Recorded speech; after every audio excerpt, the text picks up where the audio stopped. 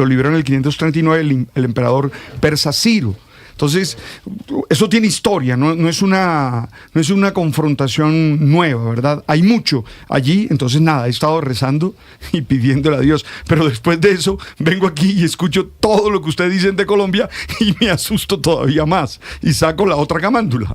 ¿Usted ha estado en Irán? No he estado en Irán, no he ido a Irán. Conozco bastante bien la historia. ¿Me quiere hablar de Irán? Pero eso sí, voy a hablarle de lo que implica el imperio persa y todo lo que ha significado y lo que significa esta guerra, que no es nada fácil. Nosotros creemos, digo nosotros en general equivocadamente, que todo lo que está más allá del Mediterráneo es árabe. No. Irán no es árabe, es persa. Aunque estaba gobernada por árabes. Aunque estaba gobernada por musulmanes. Árabes musulmanes se tomaron Irán desde la caída del Shah de Irán. 1979. Y entonces cambian todo, cambian inclusive, en Irán no se habla el árabe, se habla el farsi. Sí, claro. El farsi. Farsi. El himno lo cambiaron la bandera.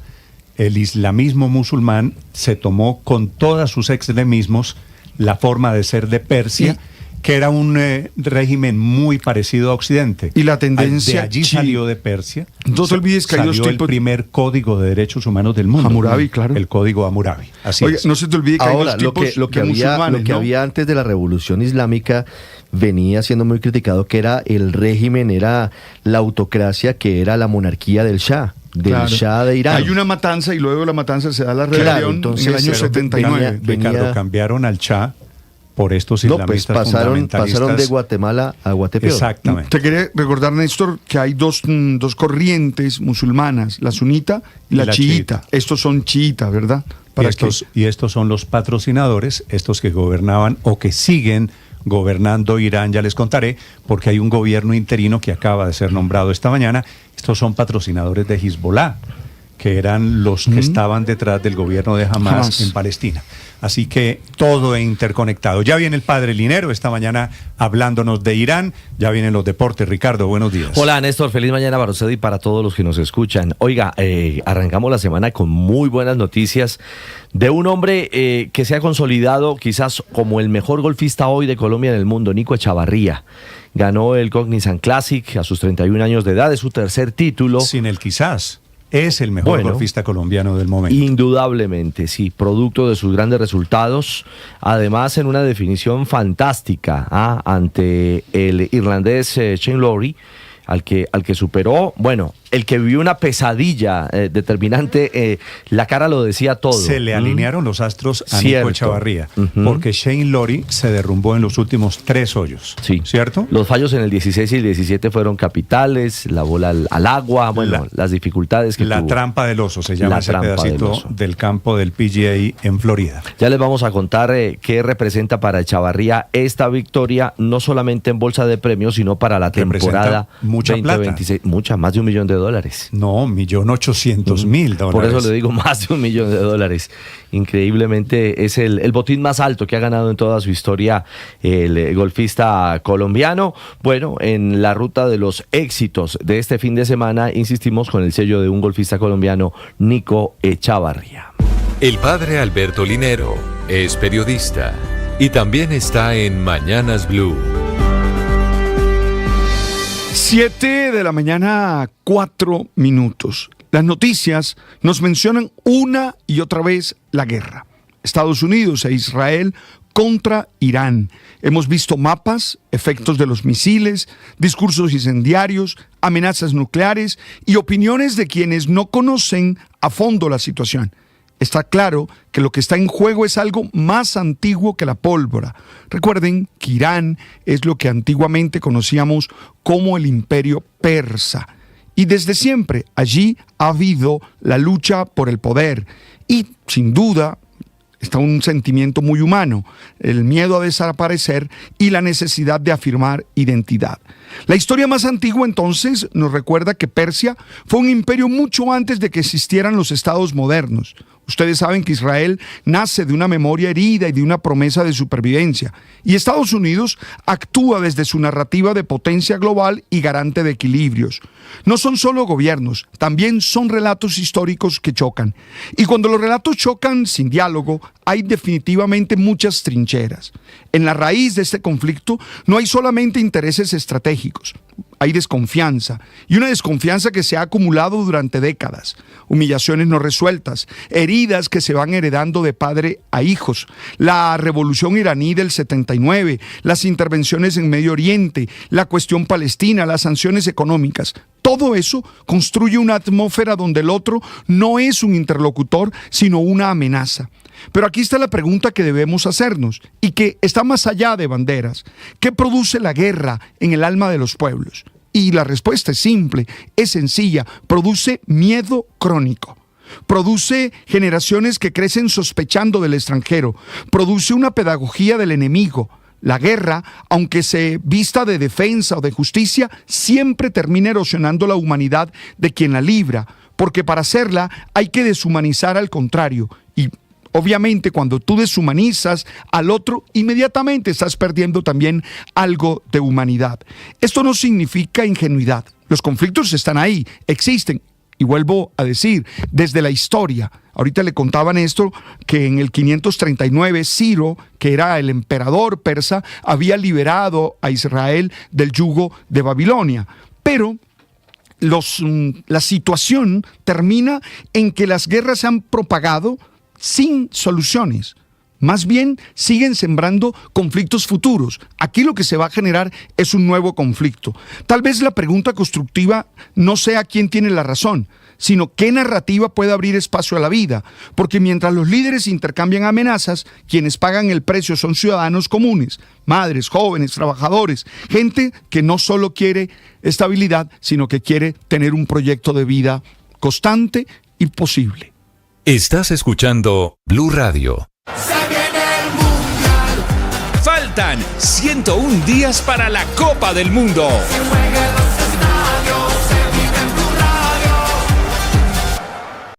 Este 8 de marzo la elección es Blue, por eso los queremos invitar a que salgan a las urnas a ejercer su derecho al voto y también para que sigan al canal de YouTube que estaremos transmitiendo desde las 6 de la mañana. La experiencia espiritual nos hace ser libres, nos permite soltar amarras. No nacimos para estar atados, para tener apegos inseguros, para tener apegos enfermizos. La experiencia de Dios, la experiencia de trascendencia nos ayuda a saber qué tenemos que soltar. Y lo hacemos con la confianza puesta en Él, con la libertad de su espíritu. Te invito a que hagas el oracional El Man está vivo. Hoy el tema es ese, basta de amarrarse, tú sabes. En juego y los datos de lo último en deportes se lo presenta Mañanas Blue. 7 de la mañana, 8 minutos, momento para hablar de deportes, momento para ampliar la sonora victoria de Nico Echavarría, el campeón del Cognizant Classic en Palm Beach, en Gardens, en la Florida. A sus 31 años de edad alcanza su tercer título en el PGA, firmando una tarjeta total de 267 golpes, es decir, menos 17 bajo el par del campo. Cuando estaba por definirse en la recta determinante de esta última ronda, le superaba el irlandés Lowry por 3 golpes, a falta de 3 hoyos. Pero como les contábamos, llegó la pesadilla para el irlandés con 2 errores determinantes. En el 16, un golpe horroroso que fue al agua, y en el 17, también de nuevo con esa misma dificultad. Al final, Echavarría primero, junto a Lowry aparecieron los estadounidenses Taylor Moore y Austin Smotherman para estar detrás del gran campeón, el colombiano, que alcanza, oigan bien, tiquete al Masters, es decir, jugará este año los 4 grandes como en el 2025 y además recibe $1.728.000 como premio, la suma más grande de su carrera. Ojo que el tema de las ganancias es lo que fundamentalmente a los golfistas en el PGA Tour le permite, en cuanto a lo que consiguen año a año, ratificar su clasificación a la temporada siguiente. Por eso las cifras son públicas en los Estados Unidos. Para Echavarría, 3 títulos, el Abierto de Puerto Rico en 2023, el Soso Championship en 2024 en Japón, y además se convierte en el sexto jugador suramericano en ganar al menos 3 veces en el PGA Tour. En esa galería hay ya 2 colombianos, hoy Nico Echavarría y antes Camilo Villegas. Hablamos de la Liga, el campeonato, nuestra Betplay Dimayor, la fecha 9, que se cerró con victoria del Deportes Tolima. Frenó al Atlético Nacional 1-0 gracias a pena máxima, bien sancionada por el central Delgado, Tatay Torres el ejecutor. Para el 1-0 final terminaron expulsados Eduard Bello de Nacional y Giancarlos Angulo también del Deportes Tolima. En la jornada dominical, el Cali, en partido adelantado, igualó 1-1 frente a Fortaleza. Avilés Hurtado abrió la cuenta para el azucarero y Richardson Rivas igualó para Forta. Águilas igualó 0-0 frente al líder internacional de Bogotá, mientras que Pasto, que también se trepa de nuevo al primer lugar, derrotó 3-2 al Cúcuta Deportivo. No falla, Andrés Estupiñán fue el autor del primero para el conjunto volcánico. La jornada de este fin de semana dejó además 3 visitantes ganadores. América en casa de Alianza Valledupar 3-0, Junior en casa de Jaguares en Córdoba 2-0 y el Bucaramanga que derrotó al Medellín en el Atanasio 2-1. Y todo comenzó con el triunfo del Once Caldas 3-0 frente al Boyacá Chico. Con este panorama, el líder es Internacional de Bogotá, 18 puntos, le escolta segundo Pasto también con 18, ahora es tercero América con 16, los mismos del Once Caldas que es cuarto. Quinto, sexto y séptimo con 15 unidades, Nacional Junior Tolima, y el octavo, el Atlético Bucaramanga, con 14 puntos. Arrancó la Chibilips Cup para Colombia, el torneo de selecciones del fútbol femenino de mayores. No fue positivo el primer paso, cayó 4-1 frente a Canadá. El equipo comandado por Linda Caicedo y compañía no encontró su juego, le costó mucho superar a las canadienses, incluso pese al gol de Gisela Robledo, terminó siendo expulsada. El miércoles, Colombia se medirá a Argentina, esto previo a la Liga de Naciones, que será la jornada en el mes de marzo en cuanto a clasificación al Mundial de Brasil femenino se refiere. Y en la MLS, la gran noticia, Lionel Messi. Perdía 2-0 el Inter de Miami, le dio vuelta, ganó 4-2. El 2-2 fue de Lío, el 4-2 también lo marcó Lionel. Fue estelar su figuración y es hoy portada, por supuesto, de las buenas noticias del fútbol en territorio norteamericano. 7:12, los deportes a esta hora en Mañanas Blue.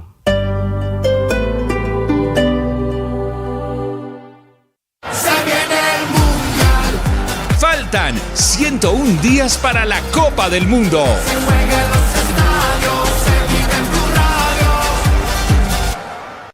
Hola, soy Andrés Carmona, editor político del servicio informativo de Blue Radio.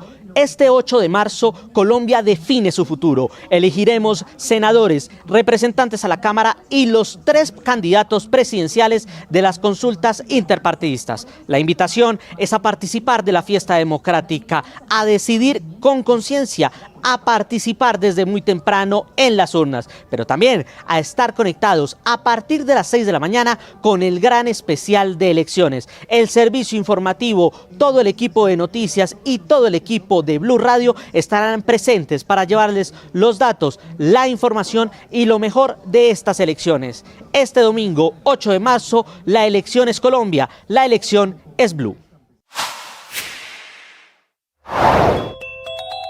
Lunes de contraataques de Irán, atacado, matado, asesinado su líder Ali Jamenei este fin de semana. Irán está atacando 3 frentes. Por un lado, atacó la refinería de Aramco de Arabia Saudita, la más grande en el mundo. Se llama Ras Tamura, que produce 550.000 barriles de petróleo por día, que es casi lo mismo que produce toda Colombia. Segundo, está atacando en este momento una planta de producción de gas en Qatar, en Doha, su capital, el principal lugar de producción de gas natural licuado. Y está atacando en este momento Tel Aviv, la capital de Israel, la oficina del primer ministro de Israel, Benjamín Netanyahu, Israel y Jerusalén, en donde están sonando desde hace 42 minutos las alarmas. El nuevo objetivo para vengar la muerte de su líder supremo, el señor Ali Jamenei, el líder espiritual en este régimen teocrático después de ataques dirigidos a Teherán en plena reunión de líderes iraníes. Gracias por estar allí. De verdad que a mí me alegra encontrarte. Además me encanta tu buena onda, tu buena vibra, tus buenos comentarios. Oye, tus comentarios demuestran que eres un buen ser humano.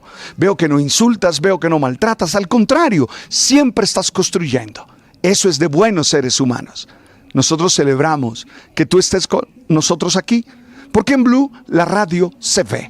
Tú sabes. Recuerde que este 8 de marzo en las tarjetas electorales para Senado y Cámara, usted no encontrará nombres ni fotografías. Tenga en cuenta el partido y el número del candidato que usted va a elegir libremente. Anótelo, memorícelo y si tiene dudas, pida el cuadernillo guía en la mesa de votación. Vote seguro, vote informado y dele un voto de confianza al proceso electoral. Una campaña de Blue y de la Registraduría Nacional del Estado Civil. Bienvenidos, un gusto saludarlos. Buenos días, oyentes. Con ganas iniciamos nuestro día. Mañanas Blue con Néstor Morales es de nuevo el programa más escuchado en Colombia. Es una buena noticia. ¡Qué delicia! Más personas despertando con Blue. Seguimos acompañándolos en Mañanas Blue. Más razones para darles las gracias por hacernos la número 1. Blue, más que radio.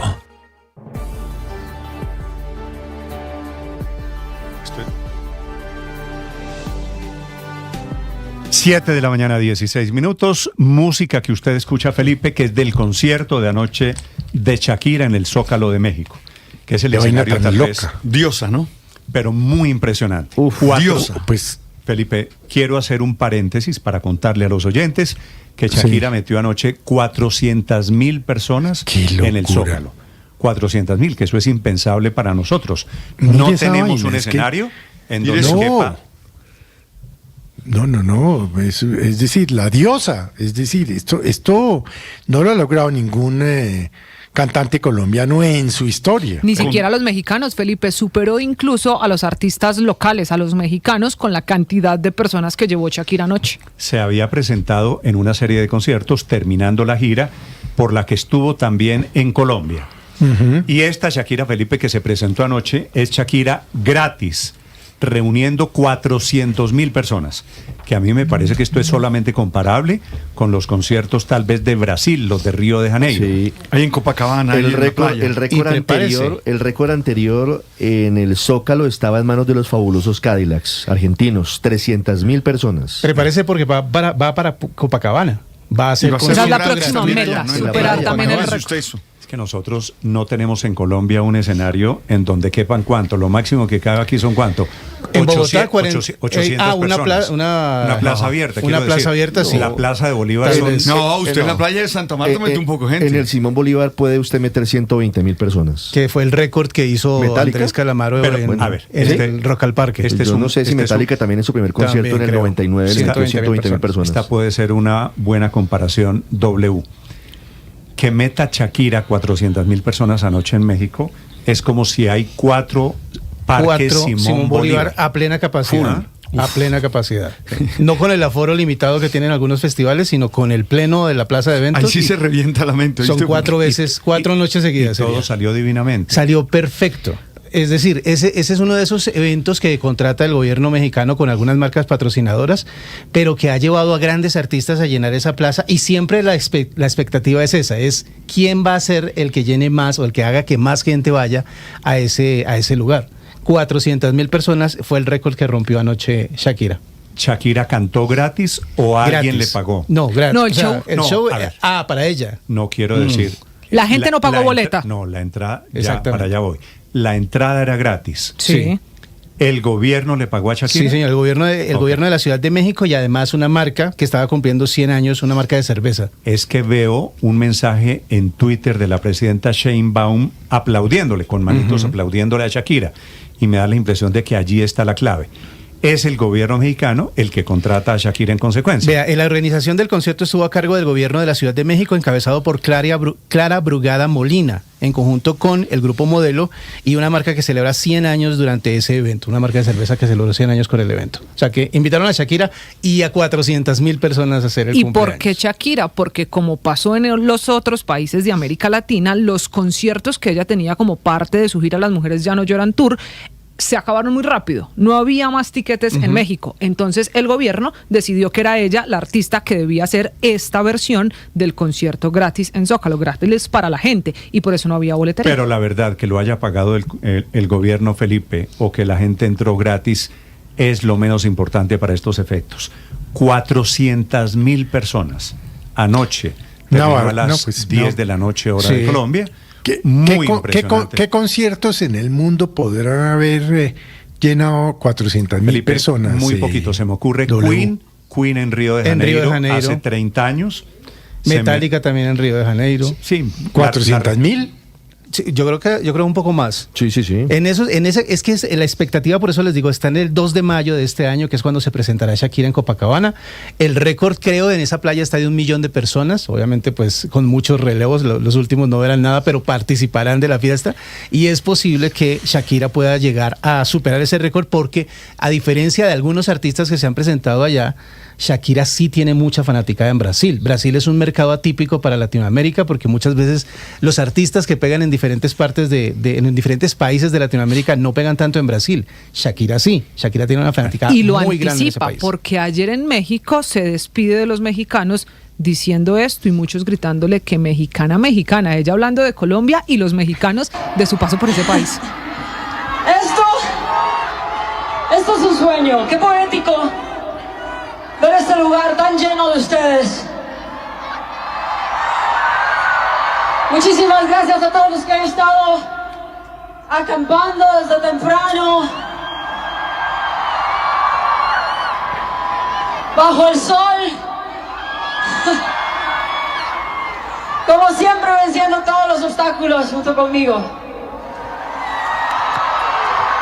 Hoy tengo una mezcla de emoción, de nostalgia y de agradecimiento, porque hoy es el último día aquí de nuestra gira en México, mi casa. Y la gente enloquecida. Obviamente con esa frase ya se los número de conciertos en total en México. En total en México 28 conciertos totalmente agotados. El de anoche fue el número 28. El de anoche fue el número 28, 12 de ellos ahí en la Ciudad de México.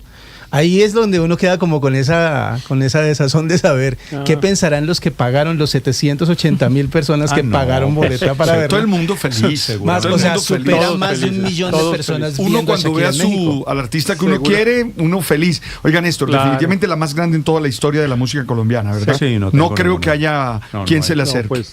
No, pues de lejos, es que meter 400.000 personas, buena parte seguramente de los cuales habían ya pagado por haberla visto en alguno de sus conciertos y ahora repiten.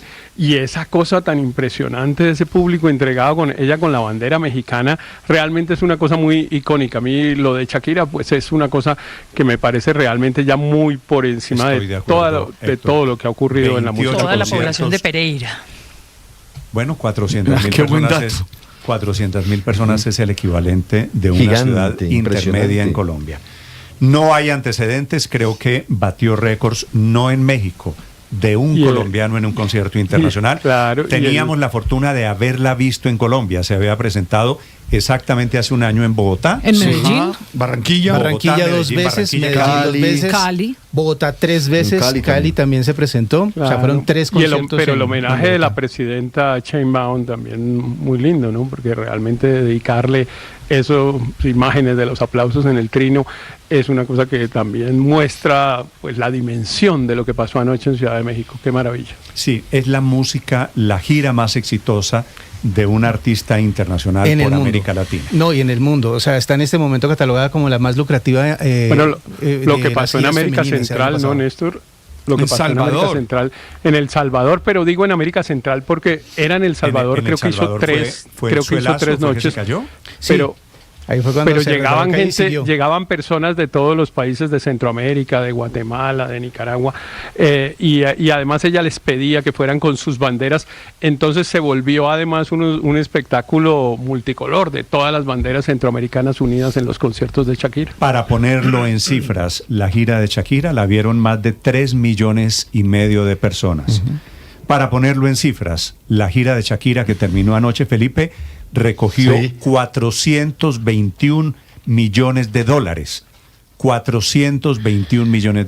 Y ojo que para no ponerlo en cifras, fueron 86 shows internacionales. Para ponerlo en cifras, es la artista también más rica de Colombia. Y falta Europa. Sí, de lejos. Aún no ha hecho la parte europea de la gira. Apenas estamos hablando de Latinoamérica. ¿50 años tiene Shakira? Nació en el 77, en febrero del 77. Tiene 49. Pero no se le nota, ¿no viste? Parece de 25. Bueno, así nació que el 2 de febrero del 77. Felicitación. Bueno, va para 50. Exactamente. Tiene 49 y un mes. Exactamente. Felicitaciones a Shakira. ¿Sabe que la recuerdo inmediatamente? Voy a Barranquilla y la recuerdo en Barranquilla. Usted mismo que tiene algunas historias con ella. Sí. Yo la recuerdo yendo a cantar el Templotón de la parroquia en la que yo estaba, como el padre Carlos Lozano, parroquia del Espíritu Santo, cantaba el Templotón. Era una niña y pedía que la dejáramos cantar. ¿Qué es el Templotón? Se hacía como un bazar y la gente iba a donar porque estábamos construyendo el templo ahí en la 56 con 96 en Barranquilla. Y estamos hablando del año 90 y... por Dios, 93, por allá, sí, 92, 93. Andaba Shakira en esa época con una minifalda que yo todavía recuerdo.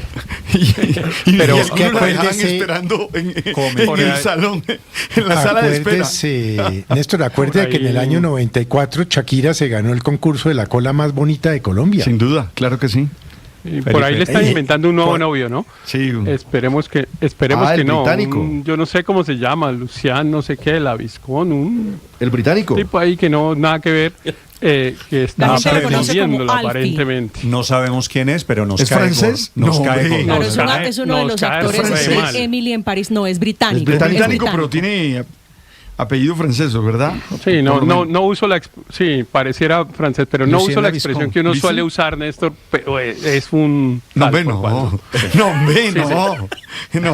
Yo estoy de acuerdo con usted, Héctor. Todo el que se acerque a Shakira me cae gordo. Sí. A mí, en cambio, todo el que se acerque y la haga feliz. Es que Antonio de la Rúa está con ella todo el tiempo. Cualquier cosa que no vuelva con Antonio. Ese Antoñito es un...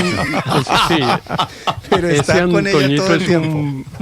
Un vivo y viendo a ver dónde es que son los negocios. Es increíble, pero lo increíble es que Shakira le para bolas. Eso también. Bueno, debe ser que a Shakira también le interesan los negocios. Bueno, Shakira. Oiga, lo que Shakira haga está bien. Después de 400,000 en el Zócalo. Shakira ha confirmado que va a cantar frente a las pirámides de Giza en Egipto, como parte de su gira nominada mundial. al Salón de la Fama del Rock and Roll la semana pasada. Entre otras cosas, pueden votar por ella para que el voto del público también pueda estar. Va para Egipto, va para Europa, va para India. Y entre más grande es, más vuelve a sus orígenes. Cada vez viene más a Colombia. Hubo una época en la que estaba mucho por fuera, ahora se le ve con mucha frecuencia en Barranquilla. La semana pasada estuvo en Barranquilla. De hecho, en el concierto del Zócalo adelantó un pedazo de la canción que está preparando con BL, que estrena el jueves. Así que también tuvieron el privilegio de oír por primera vez la canción de Shakira con BL. Me mandan algunos oyentes la fotografía de Shakira con el novio. Con Luciente. Sí, y hasta ahí uno entiende por qué Héctor se pone celoso. El Photoshop que tiene esta fotografía. ¿Qué te parece? No, pero ¿La envidia? Pero él es así. Él es así tal cual se ve en esa foto. Ay, la envidia es buena. Claro. Yo me parezco. Pero puede ser el hijo de Shakira también, ¿no? ¿Qué dice? Ay, señor director. Que puede ser el hijo de Shakira, tiene 23 años, 24. Héctor, dejémosle estar, Héctor. Dice que a ella, el amor no tiene edad. A ella le gusta. Y esa foto que ustedes están viendo es de inteligencia artificial. Bueno. ¿Qué te parece? Tiene 33 años, ¿no? Quedó ardido, ¿no? 49 ella, 33 este actor. Bien, pues... pero no tiene 23, como dijo Riveros. Es que Riveros dijo que tenía 23. No, hombre, la cosa era un poquito más complicada. Es que está celoso. Y si tuviera 23 tampoco pasa nada. Con la fortuna que tiene Shakira puede tener lo que le dé la gana. Y con ese talento. Está divina. Y con ese talento y con esa inteligencia. Claro. Y con la capacidad. Pero que se abra ese man, que se abra ese man. La máquina que es. Si me permiten, cierro. Están hablando con la envidia. Sí, total, Felipe, total. Cierro el paréntesis y retomo, estamos en guerra. Lo de Shakira es muy impresionante, 400,000 personas anoche en el Zócalo. Pueden ver ustedes las imágenes, los acompañamos esta mañana en las frecuencias de Blue Radio, estamos en plataformas de streaming, estamos en el canal de YouTube. Son las 7 de la mañana, 29 minutos.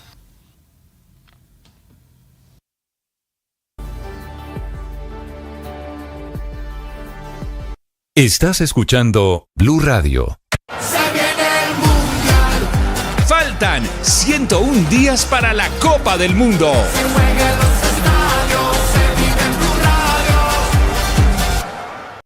Hola, soy Valentina Herrera, editora en Blue Radio, y tengo dos invitaciones para ustedes. La primera, que salgan a votar este 8 de marzo, que hagan parte de este ejercicio ciudadano. Recuerde que son las elecciones legislativas del Congreso, allí el Senado y la Cámara, y también las consultas para elegir parte de los candidatos presidenciales. Y la otra invitación, por supuesto, nos acompañen en la transmisión especial que vamos a tener para ustedes en este canal de YouTube desde las 6 de la mañana. Vamos a estar con toda la información, actualizando los puestos de votación y, por supuesto, las elecciones, cómo quedan los resultados en todas estas consultas, y también elecciones de Congreso que vamos a tener, por supuesto, de la mano del servicio informativo de Blue Radio, del equipo de Visual Radio y también de los mejores analistas. En esto va la guerra. El ataque de Estados Unidos del fin de semana contra Irán se extendió anoche y se ha convertido esta madrugada en una guerra regional. Ya hay ataques a Israel, a Arabia Saudita, Qatar, estos tres que les decía, pero también a Emiratos Árabes, a Bahrein, a Kuwait, a Irak, a Jordania, convirtiéndose en esto en una mecha regional que podría seguir creciendo. Una situación verdaderamente crítica. En este momento suenan las alarmas en varias ciudades israelíes, producto de la retaliación de Irán, que por supuesto no se iba a quedar quieto después de lo que sucedió el sábado en la madrugada. Están atacando esta mañana grupos terroristas cómplices patrocinados por Irán, Hezbollah. Atención, el presidente de Irán, que es uno de los sobrevivientes del bombardeo, está nombrando en esta mañana nuevos ministros, recomponiendo el gabinete, enviándole la señal al mundo de que seguirán gobernando después de la muerte de Ali Khamenei, que era su líder supremo. Desde Londres, las noticias del momento sobre la guerra en el Medio Oriente. Silvia Carrasco. Sí, Néstor, el gobierno iraní está tratando de recomponerse y lo que han nombrado es el nuevo ministro de Defensa, que es el jefe de la Guardia Revolucionaria, Majid Ebn el-Rezi. Es el nuevo ministro de Defensa. Mira, para hacer una suma de lo que ha ocurrido esta mañana, los bombardeos han tocado a estos países, a Bahrein, a Irak, a Jordania, a Kuwait, a Omán, Qatar, el Reino de Arabia Saudita y también los Emiratos Árabes Unidos, algunos de ellos países que eran aliados de Irán, pero que tenían además bases norteamericanas en su territorio. En términos de infraestructura, ha sido paralizada Ras Tamura, que es la gran planta de refinación de Aramco de Arabia Saudita, e incluso ahora Arabia Saudita está anunciando que podría sacar hasta 7 millones de barriles diarios a través del Mar Rojo, evitando el estrecho de Hormuz, que es lo que ha cerrado Irán. Por otra parte, en Qatar han sido dos las plantas de gas licuado que han sido atacadas por drones, y se está evaluando cuáles son los daños, y por ahora está completamente paralizada la producción de gas natural por parte de Qatar. Eso es lo que sabemos en este minuto. En el Líbano son 31 personas las que han muerto por los bombardeos de esta mañana de Israel. Néstor. Profesor Javier Gil, en España, buenos días. Buenos días. El profesor Javier Gil es un investigador, un escritor de libros sobre Irán, una de las autoridades en la materia. Su libro, La sombra del Ayatolá, una historia de la República Islámica de Irán. Profesor, ¿cómo interpreta usted lo que le está pasando a Irán desde este fin de semana y especialmente la respuesta violenta de Irán, que ha metido a 10 países en la guerra esta mañana? Bueno, Irán se enfrenta a una amenaza existencial. Parece que tanto Israel como Estados Unidos están trabajando para posibilitar un cambio de régimen en el país. Y Irán pues está respondiendo de forma acorde a esta amenaza, ¿no? La mayor preocupación de los líderes de la República Islámica es la supervivencia del régimen, la continuidad de la República Islámica. Y parece ser que las autoridades iraníes piensan que la mejor forma de parar esta ofensiva estadounidense-israelí es atacando a todos sus vecinos que no les han atacado a ellos, a estas monarquías árabes del Golfo Pérsico, para que cunda el pánico en la región, cunda el pánico en los mercados internacionales, y esto obligue a que Trump se sienta presionado y ponga fin a esta ofensiva militar. En vez de centrarse en una respuesta contundente contra Israel, lo que estamos viendo es que la mayoría de los misiles y los drones iraníes van dirigidos contra países pues que eran neutrales, como Kuwait, como Bahrein, como Qatar, como Arabia Saudita, como Emiratos Árabes Unidos o incluso Omán, ¿no? Y yo creo que están haciendo todo esto porque quieren desatar el miedo de estos países y que estos países presionen a la Casa Blanca para poner fin a la guerra cuanto antes. Y yo creo que ahora mismo esta es la estrategia iraní. Profesor Gil, ¿en qué momento Irán se convirtió en una república islámica? Bueno, esto ocurrió en 1979, tras más de un año de protestas y de revolución. En aquel año, Irán pasó de ser una monarquía bajo la dinastía Pahlaví, a ser una república islámica. Y Irán pasó de ser uno de los mayores aliados de Estados Unidos y de Occidente en la región, uno de los países más cercanos a Israel, uno de los países garantes de la estabilidad en la región, un país abierto al mundo, un país integrado en la economía internacional, un país integrado en la comunidad internacional. Pues ese año pasó a ser una república islámica, un régimen político inédito en la historia de Oriente Medio y en la historia del Islam. Nunca antes había habido un régimen político como tal, y pasó a ser el mayor enemigo de Estados Unidos en la región, el mayor enemigo de Israel en la región, el mayor enemigo de Occidente en la región, y pasó a ser un foco de inestabilidad, ¿no? Si Irán con la monarquía Pahlaví pues era un gobierno aliado del resto de monarquías de la región, un gobierno que luchaba contra las guerrillas comunistas, contra la influencia soviética en la región, pues Irán con la República Islámica pues pasa a ser un gobierno que pues exporta este terrorismo islamista y que trata de expulsar a Estados Unidos de la región. Profesor Gil, ¿cómo fue posible que llegaran con un idioma nuevo en esta República Islámica nueva después de la caída del Shah? El Shah que terminó, entre otras cosas, viviendo aquí al lado nuestro en Panamá. Importaron idioma, ¿no es verdad?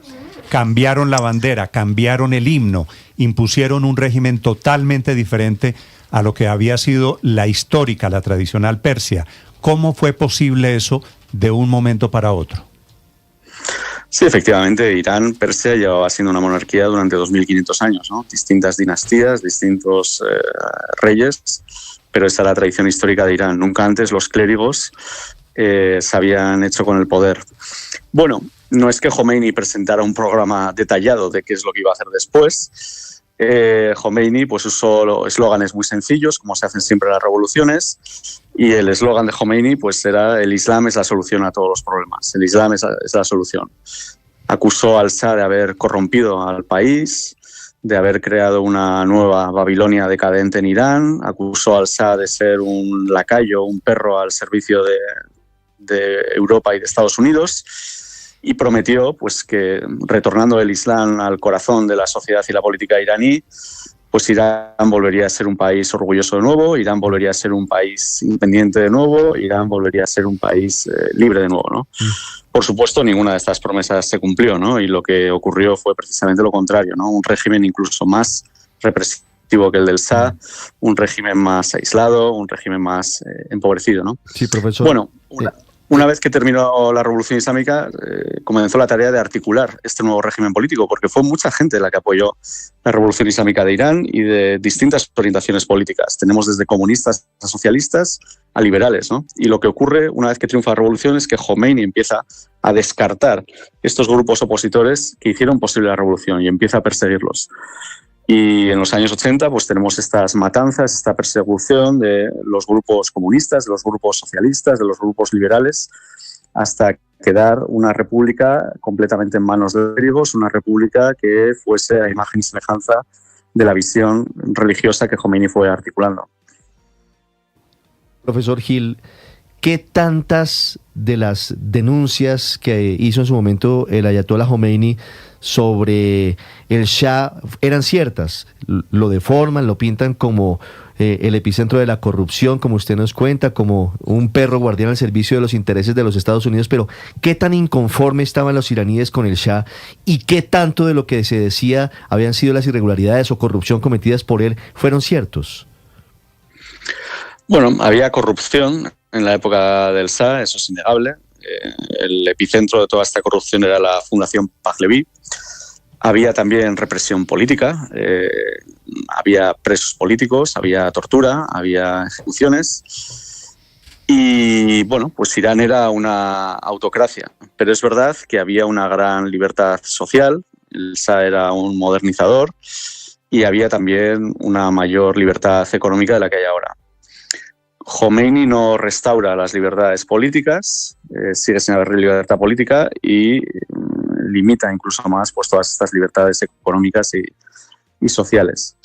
Para que nos hagamos una idea de la diferencia entre ambos regímenes, el número de muertes, de asesinatos políticos en la época del Shah durante casi 40 años se estima en unos 3.000, 4.000 personas durante 40 años. Bien, es una cifra menor de los muertos civiles de hace 2 meses en las protestas de enero, ¿no? La República Islámica en 2 días ha asesinado a más gente que todos los que murieron durante la monarquía del Shah en 40 años, ¿no? Pero es que esta represión de hace 2 meses no es la única que ha cometido la República Islámica, esto es algo recurrente. Irán, con la República Islámica, es el segundo país del mundo con mayor número de ejecuciones al año después de China. Pero en China estamos hablando de un país de 1.500 millones de habitantes, en Irán estamos hablando de un país de 90 millones de habitantes, ¿no? Y Irán es el segundo país del mundo en ejecuciones. Con lo cual, pues bueno, aunque había una represión en la época del Shah, había una corrupción, pues palidece en comparación con todo lo que vino después con la República Islámica.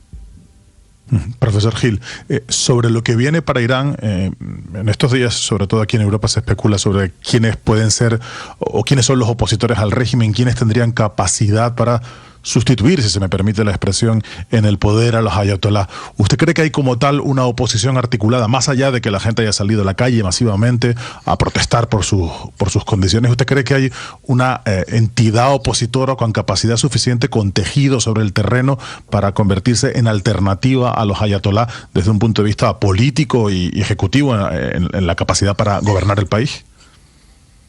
No, y esta es la principal baza de la República Islámica. La República Islámica, si en algo han sido muy eficientes a lo largo de las últimas décadas, es en asegurarse de que la oposición esté en el exilio o en los cementerios. Y actualmente dentro de Irán no hay una oposición organizada, una oposición jerarquizada, una oposición que cuente con un liderazgo claro y carismático.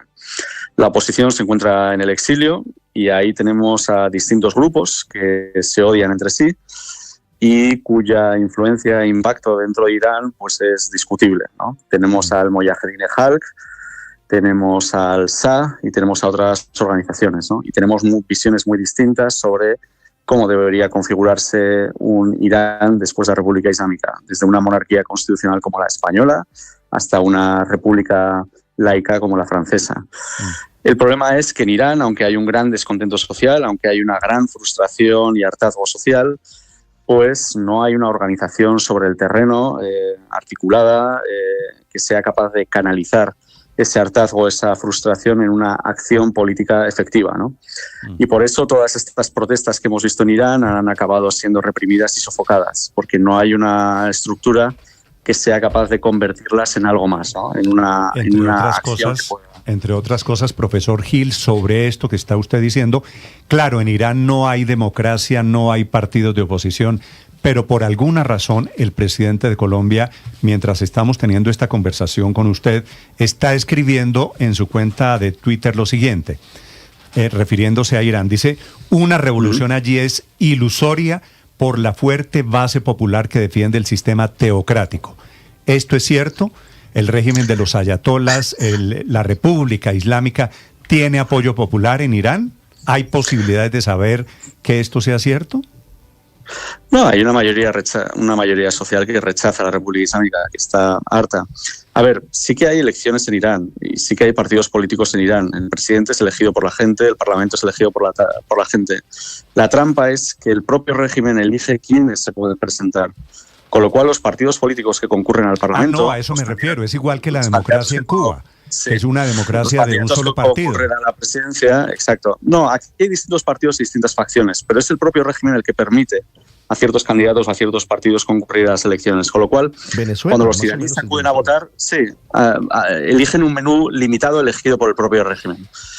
Y este descontento social queda patente en las últimas elecciones, donde ha votado menos del 48% de la población. La gente ya no se molesta en ir a votar porque la verdadera oposición no puede concurrir a las elecciones. Con lo cual, aunque haya debates políticos, aunque haya debates televisados, siempre es entre candidatos que apoyan la continuidad del régimen. Tiene visiones distintas sobre cómo tiene que configurarse ese régimen, pero en lo esencial están de acuerdo. Pero yo creo que, bueno, esto no es ningún secreto. Incluso el propio régimen, en algunas encuestas públicas que ha realizado, ha reconocido que hay una mayoría de iraníes que desaprueban la República Islámica y las políticas de la República Islámica. Esto no es algo controvertido o no es algo de la oposición. Yo creo que es algo aceptado, ¿no? Más allá de la propaganda más terrible, ¿no? Es una realidad. Los persas originales de Irán, ¿de qué religión eran? Bueno, Irán, originariamente la religión ancestral y que pervive en una minoría, pues son los mazdeístas, ¿no? Los zoroastrianos, exacto. Pero hoy en día, pues es una minoría muy exigua, ¿no? En el siglo VII, Irán, Persia, como se llamaba en aquel momento, como era conocido en aquel momento, pues fue conquistado por los árabes. Los árabes trajeron el Islam y durante muchos siglos Irán fue un país sunita. Hasta que en el siglo XVI una nueva dinastía tomó el poder, la dinastía safávida, y el primer shah de esta dinastía, Ismail I, decretó la conversión forzosa del país al chiismo. Con lo cual, desde hace 500 años, por una decisión de un rey, de un shah, Irán pasó a ser un país chiita, ¿no? Y fue una decisión impuesta desde arriba, ¿no? A los clérigos que se negaron a aceptar esta conversión forzosa, pues o se les ejecutó o se les mandó al exilio. Y bueno, pues esta es la realidad de Irán. Irán es un país pagano hasta el siglo VII, a partir del siglo VII un país de mayoría sunita y a partir del siglo XVI pues un país chiita, ¿no? Estas son las tres transiciones que ha experimentado Irán. Profesor Gil, le quiero preguntar ahora, volviendo más a la actualidad, si uno quiere leer el ajedrez de Estados Unidos, ha ido cortándole la cabeza a cada uno de los regímenes con que estaba vinculado Irán, o sea, Venezuela, Hezbolá. La pregunta es, ¿quiénes más debieran, con vínculos fuertes con Irán, debieran estar temiendo ahora la represalia de Estados Unidos? Bueno, a Irán ya no le quedan muchos aliados en la región. Cuenta todavía con el apoyo de los hutíes. Yemen es un país que está sumido en una guerra civil y el bando insurrecto, los hutíes, que están situados al norte del país, están apoyados por Yemen, pero no es el gobierno reconocido por la comunidad internacional. Cuenta también con el apoyo de Hezbolá, que no es tampoco un gobierno, no es un estado, es un estado dentro del estado libanés, es una milicia, un grupo paramilitar. Un estado paralelo que hay en Líbano, pero que ha sido diezmado después de los ataques de Israel. Y bueno, pues Irán ahora mismo se encuentra prácticamente sin aliados, ¿no? Y esto también explica el ataque que estamos viendo ahora. Una de las líneas de defensa de Irán era toda esta red que habían ido tejiendo de milicias aliadas en la región. Y Israel, desde la masacre del 7 de octubre, ha ido sistemáticamente eliminando esta red de milicias, ¿no? Y ahora están atacando, como se dice en Israel, como dicen los políticos israelíes, lo que ellos llaman la cabeza de la serpiente, ¿no? Una vez que han atacado ya la cola, en Yemen, en Líbano, en Siria, en Irak, pues ahora el corazón de todo ese sistema que es Irán, ¿no? Y bueno, pues aunque hemos visto manifestaciones en Irak, la entrada de Hezbolá en el conflicto, bueno, es de una intensidad mucho más baja de lo que habría sido hace 2 años, cuando todas estas milicias aliadas de Irán estaban en pleno apogeo. Profesor Javier, si Irán es un país teocrático, un país musulmán, ¿por qué ataca a los países musulmanes vecinos rompiendo esa solidaridad religiosa? Bueno, primero está atacando monarquías. La República Islámica no deja de ser un régimen revolucionario que siempre ha articulado un discurso en contra de la idea de las monarquías como algo que es anatema en el Islam, y esto ocasionó muchos problemas entre Irán y sus vecinos desde el triunfo de la Revolución Islámica, ¿no? Khomeini llamó a sublevarse a la población de Arabia Saudita. Bueno, los roces han sido constantes con estos vecinos, ¿no? Y no dejan de ser también vecinos árabes. Irán es un país de mayoría persa, pues ahí también hay un nacionalismo en juego que es importante. Y luego son países también cuyos gobiernos son sunitas y Irán es un país chiita. Bueno, pues hay estas diferencias, ¿no? En la cultura, en la organización política, en la rama religiosa a la que se adscribe cada grupo, que les separan. Pero bueno, Irán no está atacando a estos países por estas razones. Irán está atacando a estos países por razones meramente políticas. A Irán solo le preocupa, cuando hablo de Irán me refiero al régimen iraní, solo le preocupa la supervivencia de la República Islámica, ¿no? Y juzgan que esta expansión de la guerra, esta internacionalización de la guerra juega a su favor.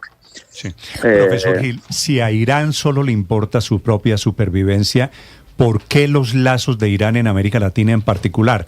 ¿Qué de ese mito alrededor de los apoyos de Irán a grupos terroristas, a su expansión en América Latina, a sus manos cerca a Venezuela?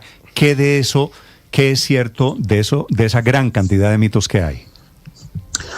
Bueno, Irán ha buscado aliados ahí donde ha podido, ¿no? Y bueno, pues en los años 80 estableció alianzas con grupos terroristas europeos, estableció alianzas con gobiernos que eran muy distintos al de Irán y con una agenda política muy distinta al de Irán, como la Siria de la familia Assad. Y bueno, pues en Latinoamérica, con el auge de Hugo Chávez, pues vio una ventana de oportunidad de establecer una presencia en Latinoamérica, cerca de Estados Unidos, donde poder hacer daño a Estados Unidos, pues en Venezuela, en Nicaragua, en Cuba, en estos países, ¿no? No es que les una agenda política común, les une un enemigo común, ¿no? Y ese enemigo común pues es Estados Unidos, de forma concreta, y de forma más abstracta, pues el liberalismo, la cultura occidental y todo esto, ¿no? Bueno, pues es parte del pragmatismo iraní de buscar aliados ahí donde pueden, ¿no? Y si estos aliados son comunistas, o son populistas, o son nacionalistas, eso importa poco, ¿no? Irán es un país aislado, es un país que es un paria y que trata de romper ese aislamiento pues como pueda, ¿no? Y si ve una ventana de oportunidad en Latinoamérica que le ayude a exportar petróleo, que le ayude a saltarse las sanciones económicas, que le ayude a llevar a cabo sus actividades terroristas, pues lo hará, ¿no? Es el profesor Javier Gil, español, uno de los grandes expertos internacionales sobre el pasado y el presente de Irán. Un gusto saludarlo, profesor Gil. Gracias por acompañarnos esta mañana de lunes. De acuerdo, muchas gracias. A usted gracias, Felipe. Como se da cuenta, un experto muy importante sobre el tema está escribiendo el presidente Petro, defendiendo a Irán. Le iba a decir precisamente, Néstor, que lo que más me llamó la atención de la entrevista con el profesor Gil es que dice, después de China, Irán es el país que más ha matado ciudadanos. Claro. Inocentes. Felipe, con una diferencia sobre eso, el presidente ¿no? Petro no dice nada, como no dijo nada cuando en Venezuela metían presos políticos. En fin, mire lo que acaba de decir, y este es un doctor especializado en Irán. Sí. Entonces, Petro defendiendo a un régimen que es, después de China, el más sanguinario del mundo. Por razones ideológicas, Felipe, pues la opresión en Irán ha sido brutal. Pero parte de una premisa falsa, según el profesor una cosa, Ricardo, perdóneme. Recuerde que, entre otras cosas, China e Irán, para efectos geopolíticos, son aliados. Claro.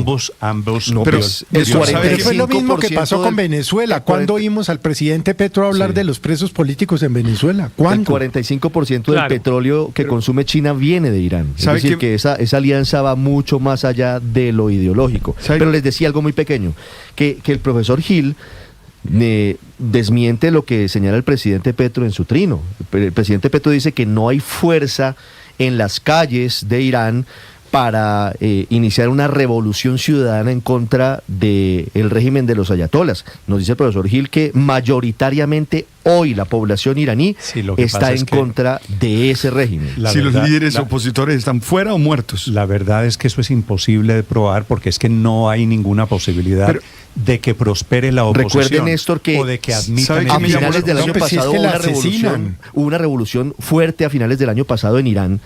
Hubo una represión brutal que dejó más de 50.000 personas asesinadas, según el reporte de Estados Unidos. Es decir, hay un germen, pero la represión es brutal. La fuerte base popular a la que hace alusión el presidente Petro esta mañana, que apoya el régimen opresor, dice el presidente Petro. Y sí, seguramente sí, ¿no? Yo no creo, pero digo, es imposible probar. Pero digamos, debe ser la misma. Digamos que la población está dividida, es probable, digamos. Héctor, debe ser la misma base popular que apoya la dictadura de Nicolás Maduro. Es imposible. No, pero yo creo que es difícil, pero seguramente es distinto. En Venezuela la dictadura era muy, muy impopular, y en cambio en Irán hay una situación más de división de la sociedad, porque además la situación es mucho más compleja, como Alberto explicaba antes, pues es una cosa además que tiene una historia prácticamente milenaria, y entonces pues es más difícil que solamente identificar si es un pueblo rebelado contra una dictadura, que pues unos problemas de tipo religioso y de otra naturaleza que están mezclados aquí. Aquí el dilema es el de si siempre. Usted le quita que es imposible, Héctor, estamos de acuerdo. Claro que las dictaduras, claro que los sistemas teocráticos tienen gente que los apoya, que suelen ser fanáticos. ¿Usted cree que este es un sistema que merece el apoyo? ¿Es que lo estamos apoyando? No, pues desde mi perspectiva no, por supuesto no desde mi perspectiva, pero habrá unas personas allá que lo apoyan y otros que lo están rechazando, porque como lo recordaba Ricardo, recientemente, hace apenas unas semanas, hubo pues unas manifestaciones enormes en Teherán que terminaron con una masacre espantosa, pero es siempre el dilema de siempre, que no es un dilema fácil, que es si el fin justifica los medios. Y la otra pregunta, cuando actúa Trump, es cuál es el fin, porque claro, uno dice, bueno, el fin en Venezuela es por supuesto volver a la democracia y proteger los derechos humanos, etcétera, y resulta que el de Trump no es ese, sino hacer negocios, y en Irán debe ser bastante parecido. Totalmente cierto. En Venezuela el fin no era el restablecimiento de la democracia, se le abona a Trump, que fue, lo cual no quita que estuvo bien hecho sacar a Maduro, pero se le abona a Trump, que diferencia, Néstor, se le abona a Trump, que a diferencia de los otros de las otras incursiones en el territorio americano, pues esta vez fue transparente y dijo, esto lo hacemos con un interés económico, vamos por el petróleo. En otras oportunidades decían que iban por la democracia, pero iban realmente por un mercado, por los recursos. Pero Néstor, aquí van por los recursos energéticos, sin duda. Sin duda. Y hay una gran pregunta. Gas, que es lo mismo que le importa cortarle el chorro a China, de acuerdo, en los dos casos, Venezuela e Irán. Pero Néstor, eso es lo que hay en común. No hay duda que cuando el pueblo iraní mayoritariamente está celebrando esto, como el pueblo venezolano celebró la caída del dictador Maduro. Pero la gran pregunta es, ¿eso es suficiente y es condición para que cualquier potencia, en este caso los Estados Unidos, que tiene la capacidad militar más descomunal, imponga a su voluntad en los países que consideran el modelo que ellos consideran? Y eso ya lo resolvió el mundo hace muchas décadas. El modelo que ellos consideran es la libertad. El modelo es la libertad de los principios. Es la democracia, sí, de acuerdo. Los valores de acuerdo, pero es que en el mundo, Néstor, claro, es un modelo de gobierno, es el capitalismo y la democracia. Y yo prefiero ese modelo de gobierno, pero de lejos a la miseria en la que se vivía en Venezuela o se vivía en Irán. Pero la gran pregunta es, ¿puede cualquier país con la capacidad y la fuerza imponer su visión del mundo a otros países? Y eso ya lo resolvió el mundo y el derecho internacional hace muchas décadas, porque así comenzaron las dictaduras territoriales y regionales como la de Hitler, como la de Mussolini. Es decir, el mundo entero ya entendió que sí, al comienzo se puede aplaudir esas incursiones, pero tarde que temprano también los austriacos aplaudieron cuando entró Hitler de manera pacífica en el 38, pacífica entre comillas, y mire eso en qué terminó. Es decir, aprender de la historia, entender que hay un derecho internacional humanitario y que los pueblos tienen el derecho a autodeterminarse, es algo que no podemos perder de vista, aunque está bien muerto el señor Autodeterminarse que apunta de represión. La pregunta de fondo aquí es... La comparación con Hitler me parece un poquito exagerada en este momento. Sí, autodeterminarse es 50.000 muertos porque protestaron contra el régimen. 7:51. Pero la pregunta Felipe, de fondo aquí, Néstor, los invito a que participen, me cuentan su opinión sobre el golpe de Estados Unidos al régimen de Irán. Claro que está demostrando el inmenso poder militar de Estados Unidos, claro que está demostrando, por otro lado, la facultad, la geopolítica que se está moviendo alrededor de Irán y de sus manos, de sus brazos en los regímenes de Oriente Lejano. Señora, ese inmenso poder militar se utilizó en Irak, en Afganistán, en Libia, en Siria, y no ha producido lo que se supone que está buscando Estados Unidos, que es imponer democracias por la fuerza, ni siquiera cambios de regímenes. Y pues tenemos una experiencia cercana en Venezuela, tampoco se pudo, porque lo militar no basta para cambiar un régimen e imponer una democracia. Y hay unas culturas políticas milenarias. Pero solo en Venezuela Álvaro, en Venezuela van 2 meses. Mañana se cumplen 2 meses de la caída de Maduro. Sí. Y yo no he dicho que llevan cambiado. 10 años. Pero ¿no? Demuestra lo difícil que es el tránsito y el cambio de régimen. Los ayatolás llevan ya casi 50 años en Irán. Eso está muy metido en la sociedad. Es una sociedad dividida, pero pretender que puedan cambiar a unos por otros rápido no es fácil. Y está el tema del derecho internacional, que es serio, porque pues andar aplaudiendo que se bombardea a diestra y siniestra en el mundo cuando está en la misma línea ideológica es delicado, porque eso a veces se devuelve. Colombia ya fue amenazada de bombardeos y no sabemos si al final esto funciona. Estados Unidos le ha hecho mal a la búsqueda de la democracia, bombardeando, y siempre bombardeando con la duda de si es por petróleo o por democracia. Ha fracasado tremendamente, sobre todo en el Medio Oriente, en conseguir democracias. Entonces es lógico que haya una preocupación y una duda sobre lo que están haciendo. En este caso creo, Néstor, Álvaro, que no tenemos que hacernos ilusiones. Este bombardeo, como el de Venezuela, tampoco es por democracia, es por el petróleo por otro lado. Silvia, adelante. Sí, Néstor, yo quiero agregar un dato, y es que no tenemos que pensar solo si el régimen de los ayatolás tiene apoyo social. Este es un régimen que ha tenido 50 años para protegerse.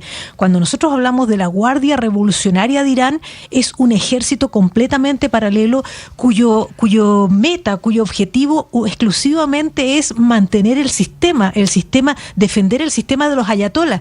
Otro país en el que pasó lo mismo es Sudán, donde el dictador Omar al-Bashir